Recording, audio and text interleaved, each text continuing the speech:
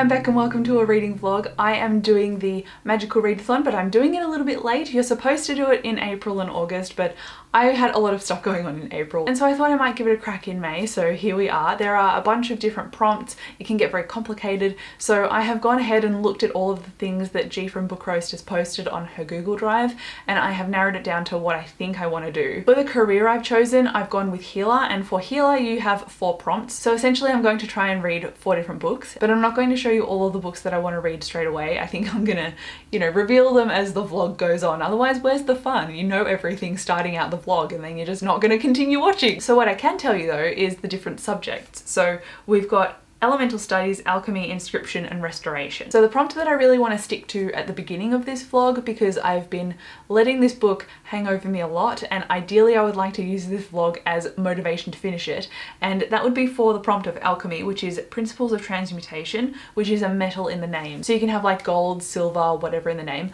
For me, I'm like, I am going to go with Emerald because I have been reading Tress of the Emerald Sea for an embarrassingly long time, but now that finally we are now married, which is very exciting, I have a lot less things that I have to do after work anymore because I don't have to do admin for the wedding, so I might actually have a chance to actually read, which is really exciting. I am about halfway into this book, and I have been halfway into this book for months, so ultimately my goal would be to finish reading this. Tress of the Emerald Sea follows our main character, would you believe it, named Tress, and she lives in a world that is kind of in a rocky outcrop on an ocean, and from the sky these spores fall, and it's kind of the natural state of their world.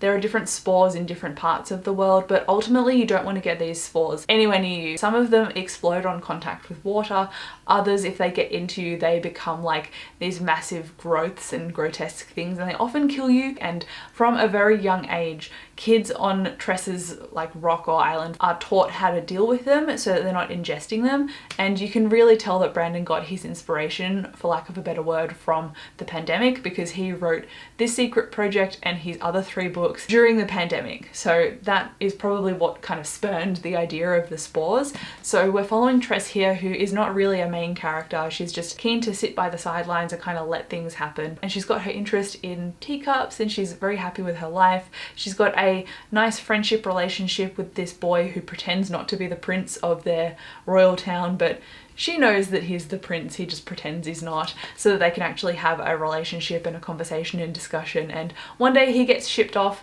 and then someone else gets brought back in his place, and she's like, hang on, this is not right. I really need to get him back. So she takes to the sea in order to try and find him. It's a very endearing story so far, even though because it's not a super high stakes story and it is long, it is slowing me down in terms of pace. But it's enjoyable writing and it's enjoyable world building, and I do like Tress as a character. So there are things that are like its saving grace and I am enjoying it. For the moment I'm probably sitting on 4 stars, but I don't know if that will go up or down when I finish it. Usually Sanderson has what's called a Sanderlanche for his endings, and he makes things very much worth your while, with that last 100 pages really just being like an edge of your seat experience. But given that this is a different story to, say, The Way of Kings or the Mistborn series, those have a lot of high intense action scenes, whereas this one, while it does have a few sequences in it, it's not like characters have these infused magical abilities that they can leap off buildings or anything. It's not like a Marvel cinematic experience, it is just a very localized experience. So it's quite different, but I'm liking it. And that is really my main goal for this reading vlog, to finish this. So cross your fingers for me. This readathon is already a success. I have finished a book that I'm not supposed to be reading, and I'm about to start Tress. I've got it here with me. I'm also reading with Dave because he is over there, and I haven't actually told you yet, but hello! Dave and I got married like a week ago, and he also had surgery a couple of days ago on his Achilles tendon. So we have both been just inundated with things, and finally we get to actually sit down and rest, which is very well needed. So I'm gonna jump into Tress of the Emerald Sea. Dave's gonna go on his iPad and maybe read some Robin Hobb, and I'll check in with you later. Happy honeymoon! Hello again. Exciting news because I finished Tress. I didn't expect to finish this so quickly, but clearly I felt motivated by doing this vlog. I'm gonna give this a 3.5 stars out of 5. Ultimately, I predicted one of the major twists in this book, and usually with Sanderson that doesn't happen for me. The pace also was something that made this book feel incredibly like an undertaking, whereas I think if a quarter of it was cut out, I think I would have read it a lot faster. Granted, I was quite busy during the times that I chose to pick up this book, but I also can respect that it was a bit meandering and it needed to be, in my opinion, a little bit faster. The ending had a lot happening in it, not in what I said before, like the Sanderlanche thing with the whole major action sequences, but there were a succession of things that made it more interesting for me because all of the characters coming into it felt like a lot of things were changing, even though not necessarily a lot was happening at the same time. It just felt like it was progressing more quickly. But what I did enjoy though were the crumbs of the Cosmere that we got to see in here. I'm a huge fan of anything that we get to hear about in Sanderson's universe, so all of the Cosmere little hints that we got in this book, I was 100% here for. So that really contributed to my enjoyment level, and I also liked seeing Hoyd, which is one of the characters that crops up across the Cosmere.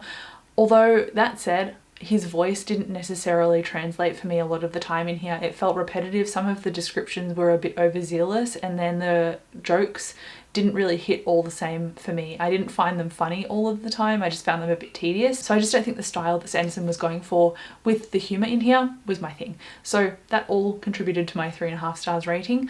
It was grand in terms of the scale and the world building, and I liked Tressa's journey and I liked the themes here, mainly of introspection, growth, and loving those around you and how they inform your growth as a person. Ultimately, I am just really relieved I've finally finished this because I started this in mid-February and I've only finished it early May. So it took me a while to get through, which ironically my friend Marie said, you have now finished the first of his Kickstarter books just in time for the second one to arrive. So one undertaking finished, another undertaking to begin, I suppose. I haven't received my copy yet in the mail, so jury is still out on when I will pick up and finish that one at least, but at least this one's done, so I can finally put it on my shelf now. But now that means I get to pick something else on my TBR to finish. And one of the prompts in here is inscription, which is like the glyph of flight, and it says I need to pick the book on my highest shelf. So I keep all my books on a TBR cart. I feel like it's not cheating if I go to the top shelf of my TBR cart. Is it cheating? Is it not? I don't know. But anyway, I want to pick something from there. But one of the other 4 reading prompts that I have to finish for this vlog is called Restoration, which is basically close your eyes and shuffle. So I'm like, do I close my eyes and shuffle, or do I close my eyes and let Dave choose what I want to read next? So because I'm feeling rather indecisive after finishing a book that I've been reading for a very long time, I might end up doing that, or I will pick one of these 2 reads. Because my last remaining reading prompt to finish for this vlog is called Elemental Studies, which is something botanic, so botanic controls. So it needs to have flowers on the cover. For this prompt, I've got 2 things, thankfully, and one of them is a comic book, which is going to be obviously read very quickly. There are flowers all around. Oh, I mean, I guess they're grapes. Do they count as flowers? Oh, there's a flower in her hair. There you go. Saved by the bell. This is about Esme, a barista who feels invisible like a ghost. Also, when Esme drinks too much coffee, she can actually see ghosts. I think it's a sapphic romance with a paranormal element to it, which is what drew me to this. And then the other one that I have is not a graphic novel. It feels very long, and I don't know if I'm confident that I will finish it for this vlog, but it's Wolf Song by TJ Klune, which in the past I've tried TJ Klune and it hasn't quite worked for me. Just with the tone that he was writing in, it didn't work. It felt kind of boring to me, but I've heard brilliant things about this from, again, Marie, my book friend, and this is one of her favourites that she rereads a lot. It also has werewolves in it, but they don't have that kind of toxic masculinity associated with alphas, and I hate that whole toxic dominance masculinity trope of the urban fantasy genre, where it really leans into that whole dominance pack element for werewolves. I just don't like it at all, and I feel like it can lead into quite a negative space, but I've heard in this one that it's actually treated very well with a lot of respect. So because of that, I'm like, oh, I am intrigued. I think it's about childhood friends when they were boys, and then as they grow older they form this kind of bond and relationship, and that eventually turns into romance. Beyond that I couldn't really tell you, but it does have flowers on the cover. So for this prompt, it is sorted, it counts. So which one do I start? I'm really tempted to start Wolf Song. I might throw caution to the wind and start Wolf Song, but this would be so much quicker to finish. Guess what? I could not decide. So I started both. I finished this one because it was short, and in one sitting I read 140 pages of this. I don't know what's happening to me. I'm either getting really fast at reading, or this book is just easily really readable. Maybe it's both. But Crema is the one I want to talk about first because I finished this. So technically for the readathon prompts that I'm doing, I've successfully completed this, so I don't necessarily need to complete this for this vlog, but I would like to. So this one is about two characters. One of them is Esme, and she's working at this coffee shop, and when she has too much coffee she can see ghosts. And then we've got this other character, Yara, and she has inherited this massive coffee plantation in Brazil, and she's in, I think, America, which is where Esme is currently working, and they supply the coffee store that Esme is working at. And those two collide, there's a romance that forms, and then this kind of old noble ghost gets involved as well, and then they go back to Brazil. A lot of stuff happens. I liked the plot in this. I felt like the pace of it went quite quickly, and so when it came to getting emotionally invested, it was a little bit hard to believe certain things, but those things had to work in order for the plot to work. I did like the romance, I guess. Maybe more time passed than what I thought had passed, because that wasn't necessarily clearly conveyed, or it was just a suddenly they love each other kind of situation, you know. I don't really like that insta love thing, but these characters were older and they could make their own decisions, so I feel like because they're not kids it's a little bit more believable, I suppose. But either way, it's a trope that kind of rubs me the wrong way if it's not done very well, and there was a little bit of that like fast paced straight into the romance of a situation where I'm like, you guys don't know each other very well, why are you saying I love you kind of thing. But either way, I think for the rating of this, I'm gonna settle on a 4 stars. I've scaled it up because it's not a 3, it's not a 3.5. Some parts were, but overall, it is rated in my mind more than that. So I was like, do I do a 3.75? But at this point, I feel like I'm splitting hairs. So I'll just scale it up to 4, and then maybe in like a year's time, I'll look back and be like, what were they talking about? This is a 3. Who knows? At the moment though, it's a 4, and I've satisfied the reading prompt for the Magical Readathon, even though I've still decided to carry on with Wolfsong. Now, I'm loving this book, but it follows Ox in this small town called Green Creek, and at the beginning of the story, his father is leaving him, and it's obviously a very abusive relationship, but it's very complicated too because Ox obviously still loves his father. And so Ox is now living with his mother in Green Creek. He's working at this mechanic store. He's building like a found family of sorts in this town, and this family move in called the Bennetts, and they used to live there a long time ago and they've now just moved back.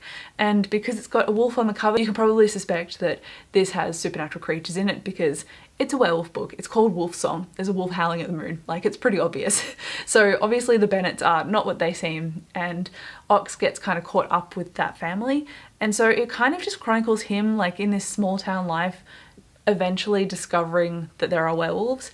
And I've not got too far into it yet to see kind of the fallout, but you know when you're watching a movie or you're reading a book and there's that natural arc in it where like all hope is lost and then everyone crumbles and then comes back together afterwards. Like, I'm waiting for the other shoe to drop. Like, something surely has got to happen. So far I'm loving it, but I'm also tense because I'm really worried. But that is a good sign because I'm worried about the characters, and so that means I'm emotionally invested. And sure enough, when I'm not reading this, I'm thinking about the characters, so that means really good things. So that's why I really want to continue reading it, even though technically I finished Crema and so this prompt is done. But now the last, I think 2 prompts I've got left, or the last prompt I've got left. Either way, I know that Dave was going to pick some books for me, and I can't remember if it was like a random shuffle and then pick a book that I was going to get Dave to choose for me, or if it was choose a book from your top shelf. I think I've got 2 choices, so maybe I'll choose a book and then I'll get him to choose one as well. So I think I've got 2 things left to read. I'll figure it out off camera, and if it changes I'll let you know, but so far I think I have to read 2 things, and I'll probably choose them tomorrow, which, fun fact, tomorrow is my birthday. I'm looking forward to it because I'm not working and I get to spend a whole day inside while it's cold outside, reading, drinking tea, and just being wrapped in a blanket, which is like the perfect birthday in my opinion. Okay, now, like I said yesterday, I'm going to get Dave to help me choose the next book that I'm going to read. I'm still currently reading Wolfsong, but I need plans for what I'm going to pick up next. And one of the prompts for the Magical Readathon, which is the reading challenge that I'm doing right now, is that I need to pick something from my top shelf. And that means the top shelf of the cart behind Dave is my TBR cart. So I thought he could choose something for me from that top shelf, and that would satisfy the prompt. If I read it, we'll see. So over to you. You get to choose what I might be reading next. Okay. I need to consider. See, out of all of them, this stands out as something different. It's actually becoming a movie, or it is a movie already with Tom Hanks. Oh! That might be why you chose it, because it's familiar. It stands out because it's something I feel like you wouldn't usually read. which is why I'm drawn to it. Do I have to make you read this now, or can I choose something else? Technically, I should read it because you chose it, but did you have something else in mind? Oh, I'm just looking. So it's less than 300 pages. You'd be able to blast through this. Hopefully. Because one of the other prompts was choose a pick with your eyes closed, like choose a book with your eyes closed. Wow. So top shelf and then choose something random. I guess I need 2 books. I kind of know where they are now because I've seen them. Oh, okay. But if I close my eyes and I go behind me, I don't know what's what. So Oh, okay. I'm just gonna. What's this? I have something. What's this one? Oh, it's thick. I'm so nervous. Ah, The Lost War. This is a self-published book. But Yeah, I'm just looking at this front cover like, far out, man, come on. Oh, it's dense. it is dense. Wait. Ooh, self-published. It's over 500 pages. Yeah. Well, you chose it for me, so now I have to read it. All right, sorry. But I feel like this is going to be interesting because self-published stuff, you either get gems or you get complete and utter poopy. 300 pages, 500 pages. I've still got 200 pages of Wolfsong left. No pressure. I've actually read the first chapter of that one in a different vlog and I liked it. Oh, okay. So I'm like tentatively excited to read it. Oh. But because it's self-published, I've got trust issues. Yeah, I hope the story's better than the front cover. Well, I mean, there you go. Those are my choices. I guess I've got to read them now. Thumbnail right there. Okay, I've come in to wrap up this vlog a few days earlier than I thought. I thought I would get through The Lost War, but I've left it on my TBR cart, which is the book that Dave chose yesterday. He also chose A Man Called Ove, and I've read 25 pages of this, and I'm really enjoying the tone of it so far. It's about a 60-year-old man who's in retirement, and he's just going about his day, but he's getting stuck on every little piece of his routine as well, and if anybody disrupts that, he gets really angry at them. So he's got a very strong character tone already, and that's why I like it, because it's very defined. But because I just finished reading Wolfsong, and this ended up being one of my new favourite books of all time, I'm very distracted. I was like, I need to read the sequel, and all of them are technically out on ebook, so I want to go straight into Ravensong, but also it doesn't come out in this new cover until the 1st of August. So I'm giving myself until the 1st of August and buying that new edition.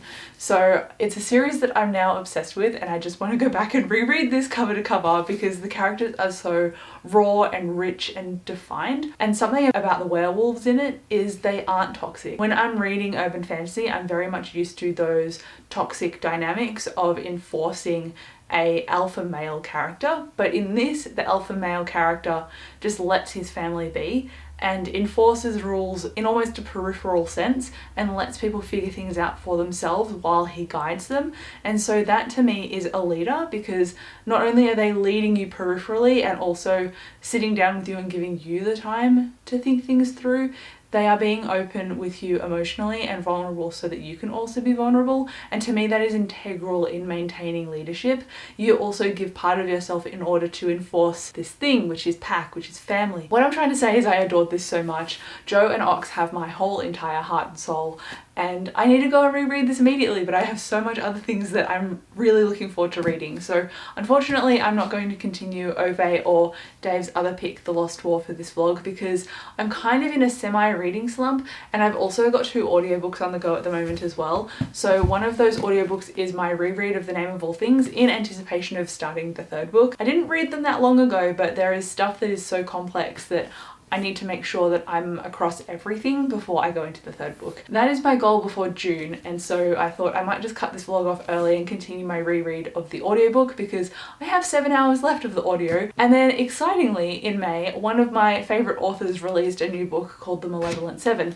So I have 4 hours left on that audiobook as well. So I thought, why am I stressing myself out with reading 2 extra books that I'm not necessarily in the mood for when I'm already currently in the middle of a few other things on the go? So I thought I'd try and finish this one, I'd try and finish The Malevolent 7. I've now finished Wolfsong, and I also adored the other books that I read for this vlog as well. Namely Crema and also Tress of the Emerald Sea, which I'm really proud that I finished. That was my goal for this vlog, to finish Tress, and then I also found a 5-star read in Wolfsong. So I think even though I failed, technically, quote unquote failed, the magical readathon because I didn't do all the prompts, I think I succeeded because I finished a book that I've been reading for a long time and enjoyed it, and then I found a new favourite in Wolfsong. This is by far my favourite book of the year so far. So this vlog to me is a resounding success, even though I technically failed.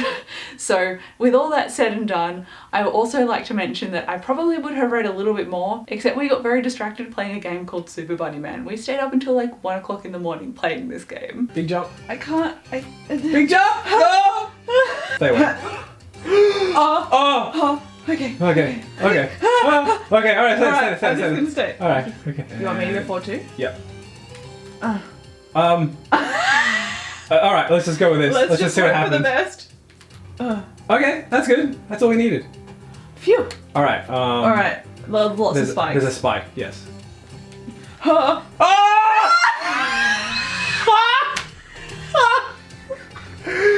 You could not have been more impaled if you tried. I just like how they push with their face. Alright. Yeah. Nah. Oh, Yeah. well done. Nailed it. Huh? Oh no, I panicked.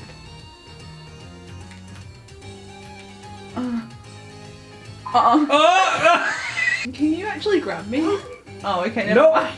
I'm good. Okay, goodbye. I'm like holding on, so I'm good. Okay, I'm not. Oh. Oh. Yeah! Alright. Oh, Alright, how'd you do that? just jump. You can just jump. Yes! Yes! Yes! But yeah, that is it. Thank you so much for watching this vlog. If you've got any books that are currently on the go and you're reading a few things at the same time like I am, good luck finishing them, because I know I'll need some good luck. But thank you again so much for watching this video. I'll come chat to you down below in the comments, and I'll see you in my next one. Bye.